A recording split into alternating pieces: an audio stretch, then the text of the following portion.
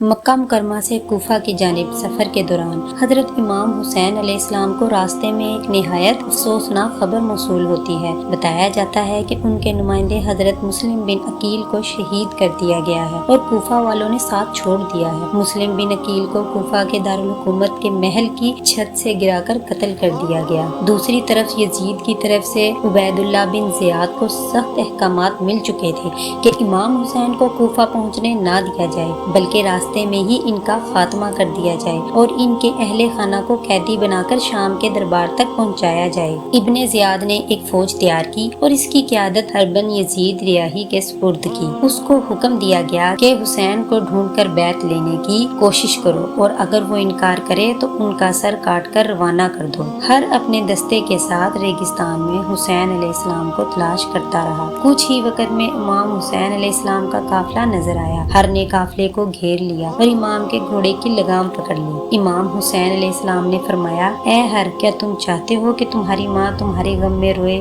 ہر نے سر جھکا کر نہایت مؤدبانہ انداز میں عرض کیا، آپ کی والدہ کی عظمت کے سامنے میری حیثیت کچھ نہیں۔ یہ سن کر امام مسکرائے اور جناب عباس سے فرمایا، یہ لوگ پیاسے لگتے ہیں، انہیں اور ان کے جانوروں کو پانی پلاؤ۔ عباس علیہ السلام نے مشک سے سب کو سیراب کیا۔ ہر رضی اللہ تعالیٰ امام کے اعلیٰ اخلاق سے متاثر ہوا اور عرض کیا، حضور، یزید آپ کے قتل کا ارادہ رکھتا ہے، بہتر ہوگا کہ آپ یہاں سے کہیں اور چلے جائیں۔ امام علیہ السلام نے قافلے کو روانگی کا حکم دیا۔ جیسے ہی ابن زیاد کو اطلاع ملی کہ ہر رضی اللہ تعالیٰ نرمی برت رہا ہے تو اس نے عمر بن سعد کو 80,000 کے لشکر کے ساتھ روانہ کیا اور ہر کی جگہ اسے سپہ سالار مقرر کر دیا۔ امام حسین علیہ السلام چلتے چلتے ایک مقام پر پہنچے جہاں ان کا گھوڑا ذوالجناح آگے بڑھنے سے رک گیا۔ امام علیہ السلام نے حضرت عباس علیہ السلام کو وہاں کے لوگوں سے اس جگہ کا نام معلوم کرنے کو کہا۔ بتایا گیا کہ یہ زمین کربلا کے نام سے جانی جاتی ہے۔ یہ سنتے ہی امام علیہ السلام نے فرمایا، یہی وہ جگہ ہے جہاں ہمیں رکنا ہے، یہی ہماری آخری منزل ہے، اور زمین خرید کر وہاں خیمے نصب کر دیے گئے۔ اہل بیت علیہ السلام اور اصحاب رضی اللہ تعالیٰ عنہ نہر فرات کے قریب قیام پذیر ہوئے۔ چند ہی دنوں میں عمر بن سعد کا لشکر آ پہنچا۔ اس نے امام علیہ السلام سے بیعت کا مطالبہ کیا، جس پر امام علیہ السلام نے فرمایا، یزید چاہے میرا خون بہا دے لیکن میں اس کے باطل نظام کی بیعت نہیں کروں گا۔ ابن زیاد نے شمر کو بھی کربلا روانہ کیا اور کہا کہ اگر عمر بن سعد نرمی برتیں تو شمر خود اس کام کو انجام دے۔ شمر نے آتے ہی مشورہ دیا کہ آل محمد صلی اللہ علیہ وسلم کے خیمے دریا سے ہٹا دیے جائیں تاکہ ان کو پیاس سے کمزور کیا جا سکے۔